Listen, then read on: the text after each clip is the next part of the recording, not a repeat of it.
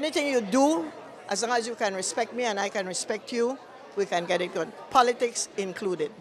Meet 83-year-old Deanna Nisbet, affectionately known by many as Miss D. She's a career educator who always believed that there is no bad student and saw the potential in all. It was something I really never imagined. And really, primarily, I did it for my grandchildren and future other children, if I should have other grandchildren, great-grandchildren. It is really the work of Mrs. Jeanette Winsor, who is an excellent author.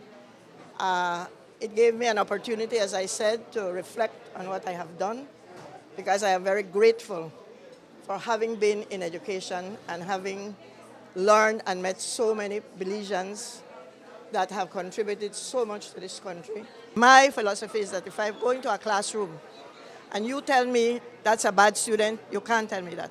I need to find that out for myself. Because immediately your attitude changes toward that child, and I think everyone has a and actually, I have found that. I cannot tell you I encountered a bad student.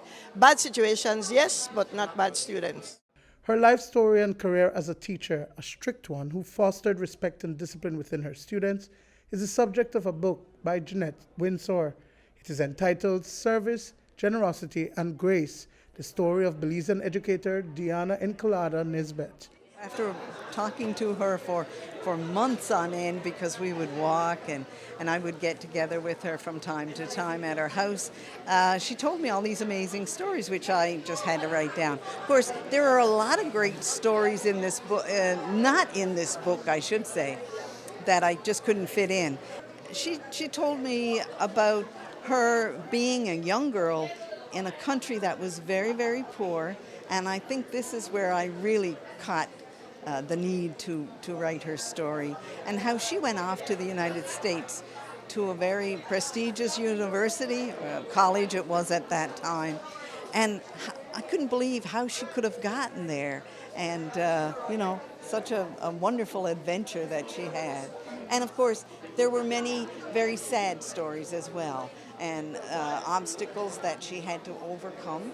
Among the many students Nisbet taught were Blue Economy Minister Andrea Perez, Education Minister Francis Fonseca, and Prime Minister John Briceño. Fonseca, the guest speaker at the launch, said it is important to document the life stories of those who have contributed to education and the country's development. Respect is very important. I think that is the theme, that has been the theme of her life.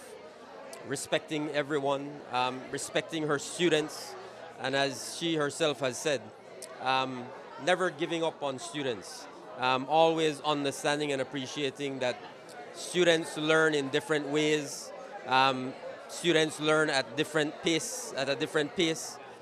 So it's very important for us in the education system and our teachers in particular to understand and appreciate that every student may be different, and how you approach that teaching that student, how that student learns may be different.